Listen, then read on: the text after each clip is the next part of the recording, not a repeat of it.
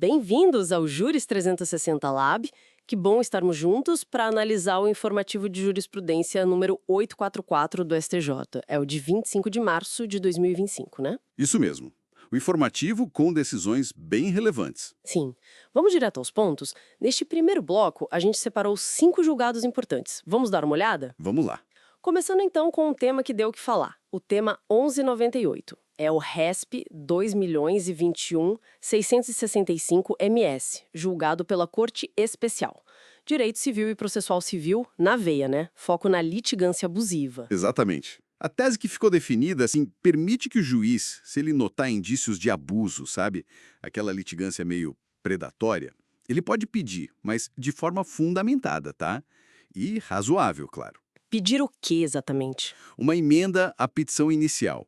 Para a parte demonstrar melhor o interesse de agir, a autenticidade do pedido, pode pedir documentos, tipo extratos, o contrato mesmo, até uma procuração atualizada. Ah, como diz o Código Civil sobre o fim do mandato, né? O 682, inciso 4. Isso, mas sempre respeitando o ônus da prova original, claro. Entendi. É uma forma de tentar frear a tal advocacia predatória, especialmente nessas ações que aparecem em massa, né? Uhum. Mas aí fica a dúvida, isso não pode acabar dificultando um pouco o acesso à justiça para quem está de boa fé, mas talvez não tenha tudo na mão de imediato? Olha, essa é a tensão, né? Mas a decisão do STJ frisa bem. Tem que ter indícios claros de abuso. E a exigência tem que ser fundamentada e razoável. Não é para sair barrando tudo. Certo. O foco é mesmo coibir a fraude. Garantir que o processo seja sério, sabe? Verificar se a demanda é para valer nos casos suspeitos. Não é para negar justiça para quem precisa. Só exige um cuidado maior já no começo. Faz sentido buscar esse equilíbrio. Bom, mudando de área agora, saindo do processo civil, vamos para o administrativo militar. RESP 2.175.376/PE da primeira turma. Isso. A discussão aqui era sobre militares temporários, aqueles licenciados antes da Lei 13.954 de 2019. Qual lei vale para eles? Aqui o STJ aplicou o bom e velho Tempus Regit Actum. Ou seja, vale a lei da época do licenciamento. No caso, a Lei 6.880 de 1980. Então a lei nova de 2019 não mexe com quem já tinha saído? Não retroage para eles. A lei nova vale para quem estava na ativa quando ela entrou em vigor. Para esses, a relação é de trato sucessivo, não tem direito adquirido a regime jurídico, como o STF já disse lá no tema 24. Mas para quem já estava licenciado, desligado da União, aí não, vale a lei antiga. Define bem o marco temporal, então. Importante. Voltando para o processo civil. RESP 2072.052-RJ, também da primeira turma. Esse aqui trata da técnica de julgamento ampliado, o artigo 942 do CPC. Uhum. E a dúvida era, aplica em embargo de declaração? Sim, o STJ diz que aplica, mas numa situação específica, quando o julgamento dos embargos contra um acórdão de apelação não for unânime. Certo. E o voto que ficou vencido nos embargos pudesse sozinho reverter o resultado que tinha sido unânime lá na apelação original. Entendi. Mesmo que a apelação tenha sido unânime, se nos embargos surge uma divergência capaz de mudar tudo, aí amplia o colegiado. Excedente nessa linha, o RESP 1.786.158-PR. Garante mais segurança jurídica, né? Mais debate. Ok. Próximo, direito administrativo de novo. RESP 2.161.702-AM, da segunda turma. A pergunta que é: Código de Defesa do Consumidor, o CDC, se aplica aos serviços de saúde do SUS? E a resposta do STJ foi: Não. não se aplica. Não por quê? Porque o STJ entende que os serviços do SUS são uti universi. São serviços públicos gerais para todo mundo, financiados por imposto. Não é uma relação de consumo que envolve remuneração direta pelo serviço, como o CDC exige lá no artigo 3º, parágrafo 2º. Ah, entendi. Não tem a figura do fornecedor e do consumidor pagando diretamente pelo serviço de saúde específico ali. Isso. Então, aquela inversão automática do ônus da prova que o CDC prevê não cabe aqui. Poxa, e aí, como fica o paciente em caso de erro médico no SUS? Fica mais difícil provar? Não necessariamente desamparado. O STJ fez uma ressalva importante. Embora o CDC não se aplique, o juiz pode usar a redistribuição dinâmica do ônus da prova, aquela do artigo 373, parágrafo 1º do CPC. Ah, redistribuição do CPC. Exato. Se ficar demonstrado no caso concreto que o paciente tem dificuldade técnica para provar, é hipossuficiente nesse ponto, e que o hospital ou o ente público tem mais facilidade, aí o juiz pode inverter, ou melhor, redistribuir o ônus.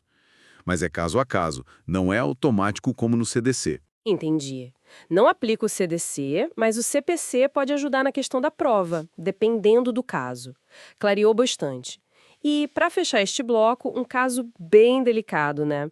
Julgado em segredo de justiça pela segunda turma, envolve direito administrativo e civil. Sim, um caso bem sensível. A situação era: uma mãe recebeu verba pública para comprar um remédio para o filho que é menor e incapaz. Só que ela usou o dinheiro para comprar outro remédio também para o filho, numa situação de urgência. A pergunta era: a administração podia cortar o fornecimento do tratamento como punição por esse desvio? E o STJ disse que não, que seria desarrazoado interromper o tratamento da criança por causa disso. Os argumentos foram fortes. Quais foram os principais? E diretamente pelos atos dos pais ou responsáveis, ainda mais quando o ato envolve o próprio tratamento dele. Cortar o remédio seria quase uma pena cruel que a Constituição proíbe. Faz todo sentido. A criança não pode ser punida com a falta do tratamento por um ato da mãe. Exato. E o tribunal foi além. Chegou a questionar se o ato da mãe foi mesmo ilícito nesse contexto. Porque assim, ela desviou a finalidade específica do dinheiro, mas usou para a saúde da mesma criança numa emergência. Poderia até ser um estado de necessidade, talvez, que excluía a ilicitude. Interessante essa ponderação. Quer dizer, o direito à saúde, à vida do menor falou muito mais alto ali. Sem dúvida, prevaleceu sobre a necessidade de ressarcir o dinheiro público daquela forma, cortando o tratamento.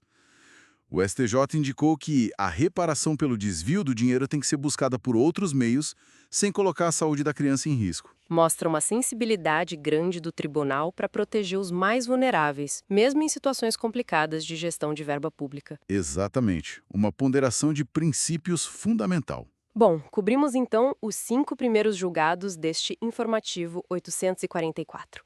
Vimos o STJ lidando com temas como litigância abusiva, regras de direito intertemporal, garantias processuais importantes e a proteção de direitos fundamentais, como a saúde. Uma amostra bem rica da atuação do tribunal. Sim. No próximo bloco, a gente continua essa análise. Fica aí a reflexão, né? Como equilibrar a busca por eficiência e combate a abusos no sistema de justiça, como vimos no tema 1198, sem comprometer a proteção essencial aos mais vulneráveis, como no caso do menor que precisava do medicamento. A gente se vê no próximo bloco. Olá, vamos continuar aqui nossa análise do informativo 844 do STJ. Isso, de 25 de março de 2025, mais um bloco começando. Exato. Hoje a gente tem mais 5 julgados na pauta.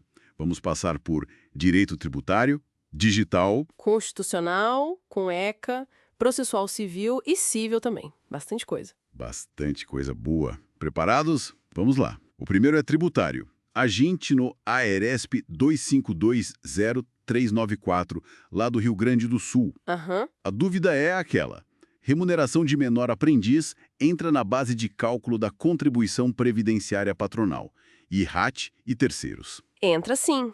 Foi o que a segunda turma decidiu, mantendo a linha que já vinha seguindo. E qual o ponto-chave aí para diferenciar? Olha, o fundamental é não confundir o menor aprendiz, que hoje é regido pela CLT, né, artigo 428, Certo? com a figura antiga do menor assistido. Esse sim, lá do Decreto-Lei 2318 de 86, tinha uma isenção. Ah, entendi. Então, a isenção era específica para aquele regime antigo. Exatamente. E como regra, né, isenção tributária a gente interpreta restritivamente. O artigo 111 do CTN tá aí para isso. Claro, não dá para sair estendendo isenção sem previsão legal expressa. E para o RAT e terceiros, mesma lógica. Mesmíssima lógica. O tribunal aplicou o raciocínio para tudo. Se não há isenção específica para o aprendiz nesses casos, a regra é tributar. Beleza. Saindo do tributário, vamos para o digital. RESP 2170-872 de São Paulo. Aqui a questão é sobre identificação de usuário. Um provedor de conexão Sim. pode ser obrigado a identificar quem mandou um e-mail difamatório, mesmo que o provedor de aplicação, tipo o serviço de e-mail, só tenha dado o IP, mas sem a porta lógica. Pode, e na verdade deve, foi o que a terceira turma disse. Mas por quê? Se faltou um dado inicial. É que o Marco Civil da Internet, lá no artigo 10, parágrafo 1º, ele é claro, o dever de guardar os registros de conexão. Inclui tudo, né? Exato, não só o IP, mas data, hora e, crucialmente, a porta lógica de origem, principalmente com o IPv4 acabando, né? Sem a porta, fica quase impossível saber quem era quem. Entendi. Então, mesmo que o provedor de aplicação tenha falhado em passar a porta inicialmente. O provedor de conexão, que tem a obrigação legal de guardar esse dado completo, precisa buscar e fornecer quando a justiça pede. Faz sentido. Garante a possibilidade de responsabilização, né? Precisamente. É uma obrigação de ambos, cada um na sua parte, para viabilizar a identificação. Agora, um tema bem delicado, decidido também pela terceira turma. Um processo em segredo de justiça. Sim, esse é complexo. Vacinação infantil obrigatória contra a Covid-19. E as consequências se os pais recusam? Como o STJ abordou isso? Olha, com muita cautela, né? O caso era de pais que, mesmo depois de advertidos, se recusavam a vacinar o filho. E aí? O tribunal ponderou que o poder familiar ele não é absoluto, sabe? Ele tem limites. Quais limites? Principalmente o princípio da paternidade responsável e, mais forte ainda, o da proteção integral da criança e do adolescente. Isso está lá no comecinho do ECA, artigo 5º. É a base de tudo. E o próprio ECA já não fala algo sobre vacinas? Lembra do artigo 14? Exatamente, o parágrafo 1º do artigo 14 já diz que são obrigatórias as vacinas recomendadas pela autoridade sanitária. Ah, então já existe essa base legal no Estatuto. Sim, e o STJ conectou isso com a decisão do STF, né? Aquele tema 1103, que definiu critérios para vacinação ser compulsória. Tipo, estar no Plano Nacional, ter base científica. Isso, e a visão é que a vacina não é só proteção individual da criança, mas também coletiva de saúde pública. Então, se os pais recusam sem um motivo médico forte, comprovado, um risco real para aquela criança, E já foram advertidos? isso pode ser visto como negligência. Sim, o tribunal entendeu que essa recusa injustificada após advertência configura descumprimento dos deveres do poder familiar. E a consequência? Autoriza aplicar a multa do artigo 249 do ECA. A decisão foca sempre no melhor interesse da criança e na legislação que protege a saúde. É um equilíbrio difícil, né? Sem dúvida. Muito importante essa decisão. Mudando de área agora. Processo civil. RSP 2.095.463 do Paraná. A famosa querela nullitatis. Assim, ação para declarar nulidade de sentença. Isso. A pergunta é, dá para usar isso para anular uma sentença com um vício gravíssimo, tipo falta de citação, mesmo depois de passar o prazo da ação rescisória? Dá sim. A terceira turma reafirmou que esses vícios super graves, que a gente chama de transrescisórios, eles são tão sérios que impedem que a sentença realmente transite em julgado de forma válida. O vício é na própria existência do ato. Entendi. E o interessante é como se faz isso. Não precisa abrir uma ação nova só para isso sempre. Exato. O STJ tem uma visão bem pragmática, sabe?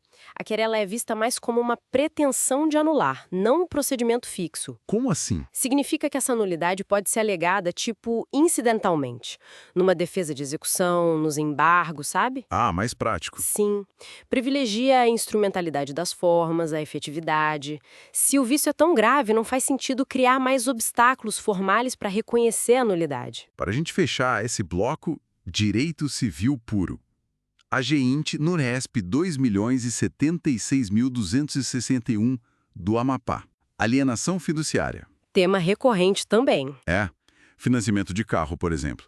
O devedor não paga, o banco vai fazer o leilão extrajudicial do veículo. Certo. O banco precisa intimar o devedor sobre a data desse leilão. Precisa? Intimação pessoal. A quarta turma só reafirmou o que o STJ já diz há tempos. E por que essa exigência? Qual a finalidade? Olha, a ideia é dar chance para o devedor, né? Para ele poder acompanhar o leilão, ver se o preço está justo, talvez até tentar pagar o que falta. Entendi. Ou tomar alguma medida para se defender, né? Exatamente. Até porque muitas vezes o valor do leilão não cobre a dívida toda. E aí o credor pode cobrar o que sobrou. Ah, claro. Se o devedor não foi intimado do leilão, essa cobrança do saldo restante pode até ser impedida depois. A falta de comunicação prévia tem essa consequência. Importante saber disso. Garante o mínimo de direito de defesa para o devedor nessa fase. Bom, e com isso fechamos mais esse bloco de análise do informativo 844 do STJ. Espero que a conversa tenha sido útil. Ah, sem dúvida, são temas que mexem com o dia a dia, né? Desde a contribuição do aprendiz até essas questões mais complexas, como a vacinação e a própria forma de anular decisões. Verdade. Mostra como o direito está sempre se adaptando. Fica a reflexão sobre esse equilíbrio constante que os tribunais buscam. Perfeito? Continuamos nossa exploração em breve. Combinado. Nos veremos no próximo bloco. Curtiu? Deixe seu like e inscreva-se. Olá, olha, o informativo 844 do STJ realmente veio extenso, né? Vamos então dar sequência à nossa análise. A gente continua do bloco anterior, explorando mais 5 julgados importantes aqui. Exatamente. E este conjunto de decisões é bem variado. A gente vai do direito processual civil para o processual penal, mostra bem a dinâmica, né? As questões que chegam para o STJ todo dia. Vamos começar então. O primeiro é o EDECLAR, no RESP 1.918.602, lá de São Paulo. O tema é prescrição intercorrente. A ideia central, assim, é que se o credor fica parado, não movimenta a execução, o direito dele pode prescrever no meio do processo. É isso. Correto. A quarta turma reafirmou essa tese. O ponto-chave aqui é a inércia do credor, sem uma justificativa válida, né? E isso dentro do prazo prescricional que se aplica ao caso. No caso concreto que eles julgaram, era uma nota promissória. O prazo é de 3 anos, né? E o credor ficou mais tempo que isso sem fazer nada de relevante para impulsionar a execução. É uma aplicação clara da busca por segurança jurídica e também pela efetividade do processo. Entendo a questão da segurança jurídica, claro. Mas assim, isso não acaba sendo um pouco rígido demais para o credor? Às vezes a pessoa tem dificuldade real para achar bens do devedor, né? É um equilíbrio delicado, sem dúvida. A lei tenta impedir que os processos se arrastem para sempre por causa da inércia, mas também existem mecanismos, né, para suspender o processo quando o credor comprova que tentou, fez diligências, mas não teve sucesso. Ah, bom. E tem um ponto interessante que veio com a Lei 14.195 de 2021. Se a prescrição intercorrente for reconhecida, a execução acaba, mas sem custas para o credor. A não ser, claro, que se prove culpa ou dolo dele. Está lá no artigo 921, parágrafo 5º do CPC. Entendi. Então, a mensagem é essa. O processo não é eterno. O credor precisa ser diligente. E agora a lei até deu uma suavizada nas custas, se a inércia não for por culpa dele. Bacana. Agora, tem um caso com 2 discussões interessantes. É o RESP 2.072.667, de Pernambuco, também da quarta turma. Primeiro, a questão da suspeição superveniente. Quer dizer, um desembargador já tinha votado, mas antes de proclamar o resultado, ele percebeu um motivo novo para se declarar suspeito. Ele pode voltar atrás no voto que já deu? Pode sim. O Código de Processo Civil, lá no artigo 941, parágrafo 1º, ele permite que o voto seja alterado até a proclamação final do resultado. Mesmo depois de já ter votado? Sim. Como a suspeição apareceu depois do voto, mas antes do fim do julgamento, que foi interrompido por um pedido de vista, né? E foi o próprio julgador quem levantou a questão, o STJ entendeu que era válido anular aquele voto específico. Mas isso não pode gerar uma certa instabilidade no julgamento do colegiado? Permitir essa mudança depois que o voto já foi, digamos, colocado na mesa? Olha, é uma preocupação que faz sentido. Mas a lógica aqui é outra. É preservar a imparcialidade do julgamento até a sua conclusão final, definitiva. A suspensão que surge depois, ela não anula os atos anteriores, onde não tinha impedimento. Certo. Mas ela permite essa correção de rota pelo próprio julgador, antes que a decisão se torne final. Quer dizer, a regra tenta garantir a imparcialidade até o último minuto, permitindo essa correção pelo próprio juiz, sem ter que anular tudo que veio antes. Interessante essa dinâmica. E nesse mesmo RESP, teve outra discussão processual, né? Sobre caber ou não a técnica de julgamento ampliado, aquela do artigo 942 do CPC, num agravo de instrumento. Isso na fase de liquidação de sentença, para decidir o valor da condenação. Cabe? Cabe sim. E a chave para entender isso é que a decisão que fixa o valor exato a ser pago, o famoso quantum debeatur, ela tem natureza de mérito. Ela faz parte, ela integra a sentença lá da fase de conhecimento. Entendi. E o artigo 942, ele prevê o julgamento ampliado justamente quando? Quando o agravo de instrumento reforma uma decisão parcial de mérito. Como a decisão sobre o valor é mérito, Faz sentido. Mas qual o ganho prático de ampliar o julgamento nesse ponto específico da liquidação? Porque afinal não é mais a discussão principal do direito em si, né? o ganho é ter um debate mais aprofundado, mais robusto, e aí ter uma decisão mais consolidada sobre um ponto que é crucial. Embora seja na liquidação, define o resultado financeiro da briga toda, e isso é parte essencial do mérito, sim. Evita que uma decisão de valor importante seja decidida ali, por uma margem apertada, no primeiro julgamento da turma, sabe? Fica claro que o STJ vê a definição do valor como parte do mérito, sim, e por isso merece esse escrutínio maior do julgamento ampliado, se não for unânime, mesmo em agravo de instrumento. Mudando de área agora, saindo do cível e entrando no campo às vezes bem complexo do Tribunal do Júri. Temos o AGR no RESP 21.92.889 de Minas Gerais. É um caso de condenação baseada em testemunho de ouvir dizer, o tal do hearsay testimony. A regra geral do STJ é bem restritiva quanto a isso, né? Certíssimo. O testemunho indireto, aquele ouvir falar que foi fulano, segundo o CPP, no artigo 209, parágrafo 1º, e a própria jurisprudência do STJ, ele serve mais para indicar quem são as testemunhas diretas, quem viu mesmo, não para fundamentar uma condenação sozinho. Ok. Contudo, nesse caso específico, a quinta turma fez o que a gente chama de distinguishing, fez uma diferenciação crucial. E o que tornou esse caso tão diferente para justificar essa exceção? Foi o contexto, sabe? Era um crime ligado ao tráfico de drogas e ficou demonstrado um clima de medo generalizado imposto pelo réu na comunidade. Ficou muito claro nos autos que testemunhas que viram o crime e outras pessoas que tinham informações foram ameaçadas, foram agredidas, intimidadas para não depor. Nossa, Os pais da vítima, uma testemunha que estava sob proteção, todos relataram esse clima de terror mesmo. Populares indicaram a autoria, mas não depuseram por medo. complicado. Mas aceitar o ouvir dizer nesse cenário, por mais extremo que seja, não abre uma porta meio perigosa para condenações baseadas em boatos e informações que não foram verificadas diretamente? O risco existe, claro. E a regra geral restritiva serve justamente para evitar isso. É por isso que ela existe. Porém, a excepcionalidade aqui foi esse contexto comprovado de coação extrema, uma coação que impedia, que bloqueava a obtenção da prova direta. Entendi. Diante disso, o STJ entendeu que os jurados que são soberanos nos seus vereditos, poderiam sim valorar esses testemunhos indiretos que foram colhidos em juízo, com contraditório e tudo mais, como parte do conjunto de provas, sem que isso fosse uma violação direta da regra, dada a excepcionalidade.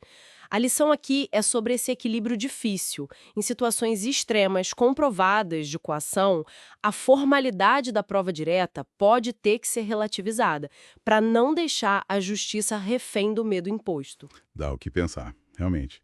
E para a gente fechar esse bloco, o AGRG no HC 953-647 de São Paulo. Aqui a defesa no júri queria ter acesso aos registros criminais da vítima, provavelmente para tentar desqualificar ela, né? O STJ impediu isso. Impediu e de forma bem enfática, viu? A quinta turma classificou essa estratégia como uma tentativa clara de revitimização secundária. E isso é expressamente proibido pelo artigo 474-A do Código de Processo Penal. Ah, aquela mudança recente. Exato. Que foi introduzida pela Lei Mariana Ferrer, a Lei 14.245 de 2021. Usar antecedentes ou fatos da vida passada da vítima que não tem nada a ver com o crime que está sendo julgado, só para atacar a pessoa, para diminuir a credibilidade dela, isso é considerado violência institucional. Mas e a plenitude de defesa, que no jura tão ampla, né? Não justificaria essa tentativa da defesa? Olha, a plenitude de defesa é uma garantia fundamental, importantíssima. Mas ela não é um direito absoluto. Não é um cheque em branco para atropelar outras normas ou a dignidade das pessoas. Certo. Ela não autoriza usar práticas que são ilegais ou antiéticas ou que configuram violência, como essa violência institucional, que está prevista até na Lei de Abuso de Autoridade, no artigo 15A. O STJ, inclusive, mencionou a importância de seguir o protocolo para julgamento com perspectiva de gênero do CNJ. Entendi. O recado foi bem forte. A plenitude de defesa tem limites. Limites éticos e legais bem claros. E a dignidade da vítima não pode ser sacrificada no altar de uma estratégia de defesa. Realmente uma variedade impressionante de temas que a gente viu nesse bloco. O STJ navegando desde regras bem processuais, como a prescrição, até essas dinâmicas super delicadas da prova no júri e a proteção da dignidade da vítima. Bem diverso. Sem dúvida. E o que fica claro, né, é essa busca constante do sistema por um ponto de equilíbrio. De um lado, as garantias processuais, que são essenciais, o direito do reclamo-dor, mas também o fim da inércia processual. A ampla defesa, importantíssima, mas não a revitimização. Uhum. E do outro lado, a necessidade de ter uma justiça que funcione, que seja efetiva e que também traga proteção social, como naquele caso da prova testemunhal, que teve que ser moldada pela realidade da coação. É uma tensão que existe o tempo todo, mas que é fundamental para o direito. Uma análise intensa mesmo. Continuaremos essa exploração em breve, pessoal. Nos veremos no próximo bloco. Olá! Hoje a gente mergulha em algumas decisões bem importantes do STJ, do informativo 844. Isso aí. Vamos focar em penal, processual penal e... tem um tema de consumidor que foi para repetitivo, né? Exatamente. A ideia é destrinchar os pontos-chave e o que muda na prática. Perfeito. Então, vamos começar? Qual o primeiro? Vamos lá. O HC 894-787 de São Paulo, Direito Penal, é sobre medida de segurança para inimputável, sabe? Aquela da sentença absolutória imprópria. Essa mesma. O STJ disse, olha, a duração dessa medida não está presa na pena máxima do crime, não. Ela tem que durar, assim, enquanto a pessoa for considerada perigosa. Está lá no artigo 97, parágrafo 1º do Código Penal. Isso é bem diferente da súmula 527, né? Que fala da medida que substitui a pena durante a execução. Exato. A súmula 527 é outra situação. É quando a medida entra depois no lugar da pena. Aqui não. A medida vem desde o começo, porque a pessoa já foi considerada inimputável na sentença. Entendi. A lógica é mais terapêutica, então, menos punitiva. Isso. O foco é conter a periculosidade. E o tribunal até falou, na dúvida se a periculosidade acabou, bom, melhor manter a medida. É o tal do indúbio pro societate nesse contexto específico. Complicado avaliar isso na prática, imagina. Sempre é. Mas vamos para outra HC que gerou bastante discussão. O 768-440, também de SP, processo penal. Esse eu vi. Busca domiciliar sem mandato, né? Parece que o STJ subiu o tom. E subiu mesmo. A decisão fala em especial escrutínio, ou seja, tem que olhar com muito mais cuidado a validade e, principalmente, se a história contada pelos policiais parece real, sabe? Especialmente quando não tem câmera corporal filmando a ação. Isso tem a ver com o tema 280 do STF das fundadas razões. Tem tudo a ver. Mas o STJ foi além, alertando para o risco de criarem uma narrativa só para justificar a entrada na casa, né? Para legitimar uma ação que talvez não fosse legal. Chegaram a citar uns termos em inglês, dropsy testimony, testifying. O que é isso? São termos que vêm lá dos Estados Unidos. O dropsy é quando o policial diz que o suspeito convenientemente deixou cair a droga quando viu a viatura, sabe? E testifying é basicamente mentir ou distorcer os fatos do tribunal para validar uma ação. Aqui a gente às vezes ouve arredondar a ocorrência. Nossa, é uma crítica forte aquela ideia de aceitar o depoimento policial sem questionar, né? Exato. Principalmente se for a única prova. E em crimes como tráfico, que é muito comum essa situação de flagrante, o STJ está dizendo, precisa de mais. Precisa conferir, ter outra prova junto. E nesse caso específico do HC, o que pesou para a decisão? Foi um combo, na verdade. Tinha contradição no que os policiais falaram, A versão deles não pareceu muito crível para o tribunal. E tinha um fator bem pesado. Um histórico comprovado de tortura que o réu sofreu antes pelos mesmos policiais ou do mesmo batalhão.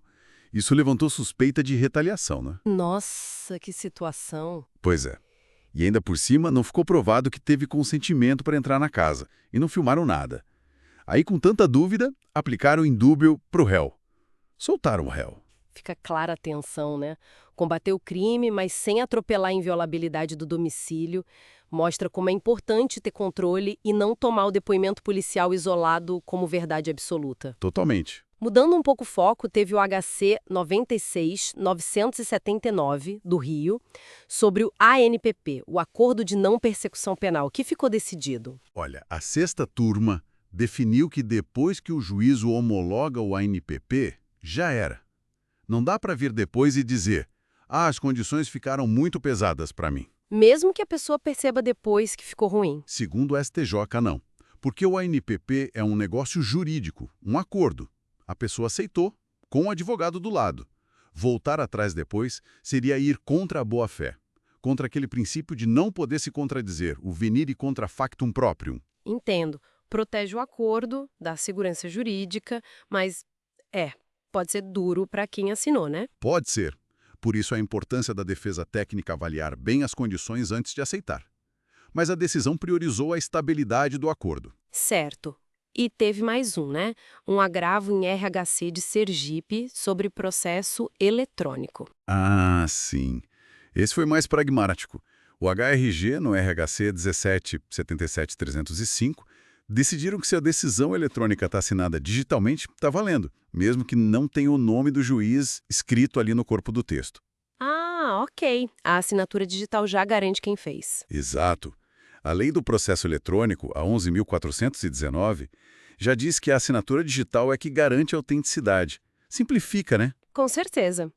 Para fechar, temos uma afetação importante, o tema repetitivo 1315. O que está em jogo? Esse é direito do consumidor na veia. A segunda sessão vai decidir uma coisa super comum, a notificação antes de negativar o nome do consumidor, sabe? Aquela do artigo 43, parágrafo 2º do CDC. A famosa cartinha do SPC Serasa. Essa mesma. A questão é, essa notificação precisa ser por escrito, física, tipo carta, ou pode ser por meio eletrônico, como e-mail, SMS, WhatsApp. Uau, isso impacta milhões de pessoas e as próprias empresas de crédito, né? Adaptar o CDC para o mundo digital. Exatamente. O que o STJ decidir vai valer para o Brasil todo, vai uniformizar como essa comunicação deve ser feita hoje em dia. Muito relevante mesmo. Bom, fizemos um bom apanhado do Informativo 844 e, sabe, pegando o gancho daquele HC 768440 da busca domiciliar, Sim. fica a pergunta, né? Enquanto as câmeras corporais não são regra para todo mundo, como que a justiça pode, apertar o controle sobre essas buscas para garantir que a prova é legal, mas sem prejudicar a investigação? É um equilíbrio difícil. É a pergunta de $1 milhão, né? Como fortalecer a fiscalização, como valorar essa prova policial sem a filmagem, sem comprometer direitos e sem engessar a polícia, é um desafio enorme que a gente vai continuar vendo nos tribunais. Com certeza, um debate que não acaba aqui. Bom, com essa reflexão, a gente encerra a nossa análise de hoje. Obrigada pela conversa. E eu que agradeço. Até a próxima.